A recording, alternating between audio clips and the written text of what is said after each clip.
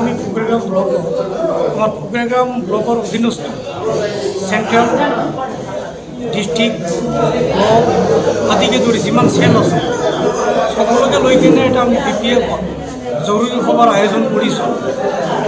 এই সভার উদ্দেশ্যটা আছিল আমরা BPF দলক একটা গাইডলাইন্স ওলাই দিছে।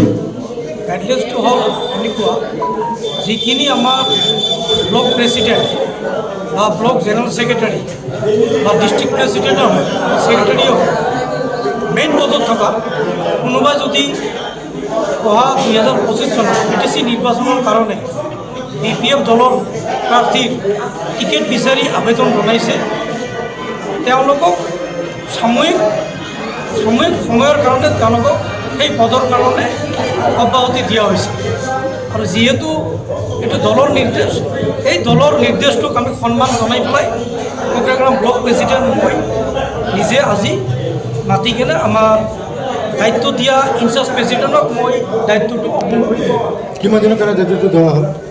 এই দায়িত্বটো আমাৰ টিকেট ডিক্লেয়াৰ নোহোৱালৈকে এই দায়িত্বটো দিয়া আছে। মানে এই দায়িত্বটো চাওক, এতিয়া এইটো এটা পাৰ্টিৰ এটা ডেমক্ৰেটিক এটা ৱে দেখা পাইছোঁ আমি। যেহেতু এই চেগতে আমাৰ খাম্পা বৰগোহাঁইৰ কথাটো অলপ আনিব লাগিব। তেখেতে এটা ডাঙৰ এলিগেশ্যন আনিছে BPFৰ ওপৰত যে BPFত ডেমক্ৰেটিক নাই, ডেমক্ৰেচি নাই। ইয়াৰ উদাহৰণ এটা আজি চাওক, আমাক মই মোক দি আছোঁ। মই BPF দলৰ ব্লক প্ৰেচিডেণ্ট। মই আজি টিকেটৰ এপ্লিকেণ্ট হোৱাৰ কাৰণে আজি মোকো এই পদৰ পৰা টেম্পৰৰী ৰিলিফ দিয়া হৈছে আনটিল ডিক্লেৰেশ্যন অফ দ্য কেণ্ডিডেটছাৰ।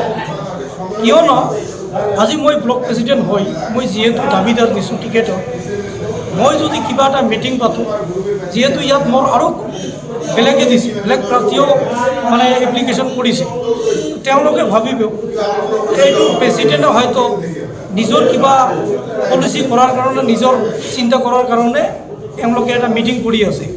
তাতে এই এটা এওঁলোকৰ এটা মনত ভুল এটা ধাৰণা গুচি যাব। এই ভুল যাতে নহয়, ভুল ধাৰণাটা যদি নাথাকে, তাৰ কাৰণে এইটো BPF দলৰ এইটো এটা খুব ধুনীয়া এটা পদক্ষেপ। এই পদক্ষেপটো মই সন্মান জনাই পেলাই এইটো তেওঁলোকৰ যি লেটাৰ দিছে এই লেটাৰটো মই গ্ৰহণ কৰি আজি ঠিক সেইটো হিচাপতে আমাৰ সজল হক ডাঙৰীয়া আমাৰ ব্লকেৰে 13জন ভাইচ প্ৰেচিডেণ্ট আছে। তাৰ ভিতৰত সজল হক ডাঙৰীয়াও এজন আমাৰ মৰেশ্বতীৰ ব্লকৰ মানে ভাইচ প্ৰেচিডেণ্ট হয়। তেখেতক জিলা কমিটিয়ে টিকেট ডিক্লেয়াৰেশ্যন নোহোৱালৈকে ইনচাৰ্জ হিচাপে দায়িত্ব দিছে।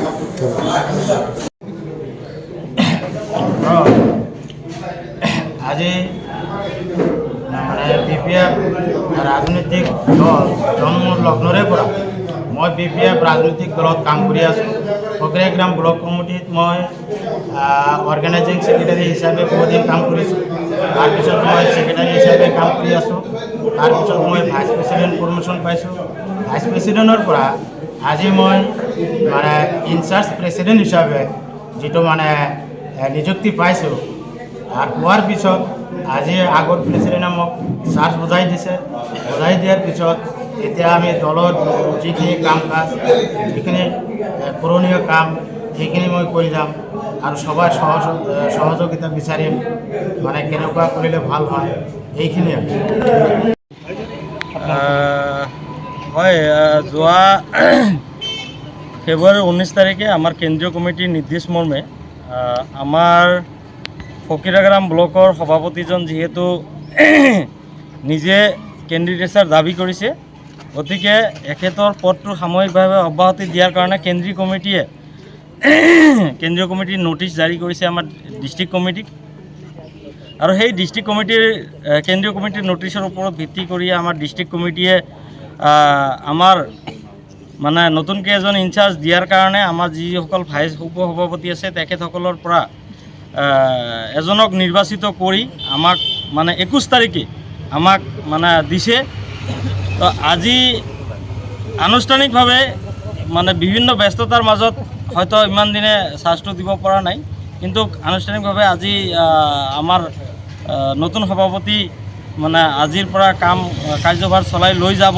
তাৰ কাৰণে মই প্ৰথমতে মই মোৰ অন্তৰৰ পৰা আমাৰ নতুন সভাপতিক শুভেচ্ছা জনাইছোঁ আৰু নতুন সভাপতিক এটা কথাই অনুৰোধ জনাম যে আগন্তুক ভৱিষ্যতে ফকিৰাগ্ৰামত আমাৰ BPF দল সবলীকৰণৰ ক্ষেত্ৰত সকলো স্তৰৰ কৰ্মীক যাতে একেলগত লৈ youth BSU minority cell Rajbongshi cell women wings তাৰপিছত আমাৰ যিমান কৰ্মী আছে প্ৰত্যেকটা প্ৰাইমাৰীৰ কৰ্মী বুথৰ কৰ্মী আমাৰ মানে কেণ্ডিডেটবিলাক সকলোকে যাতে লগত লৈ আগন্তুক ভৱিষ্যতে BPF দলটোক যাতে ষ্ট্ৰং কৰি আমাৰ দলটোক ষ্ট্ৰং কৰি যাতে কাম কৰি যাব পাৰে তাৰ কাৰণে মই আহ্বান কৰিছোঁ। ইনচাৰ্জ প্ৰেচিডেণ্টটো আজিৰ পৰা 15 দিনমান আগতে দিছে। আজি আমাৰ আগন্তুক যি ব্লক কমিটিৰ প্ৰেচিডেণ্ট আছিল তেখেতে আজি আমাৰ নতুনকৈ যি প্ৰেচিডেণ্ট IC প্ৰেচিডেণ্ট ফজল হক ডাঙৰীয়াক যি দায়িত্বভাৰ গতাই দিছে তাৰ কাৰণত আমি খুবেই আনন্দিত হৈছোঁ আৰু আমি আশা ৰাখিছোঁ যে আমাৰ যি নতুন IC প্ৰেচিডেণ্ট তেখেতে সকলোকে লগত লৈ ধুনীয়াকৈ খুব ভালকৈ কাম কৰি আগবাঢ়ি যায় তাৰে আমি আহ্বান জনাইছোঁ আৰু আমি খুব আনন্দিত। হয়, মই নিজে আজি ক'ব গৌৰৱ অনুভৱ কৰোঁ যে আজি আমাৰ ফকিৰাগ্ৰামৰ IC প্ৰেচিডেণ্ট BPF দলৰ ফজল হক ডাঙৰীয়া তেখেতে বহুত মই আমাৰ ইউনিটৰ ফালৰ পৰা ধন্যবাদ জ্ঞাপন কৰিছোঁ।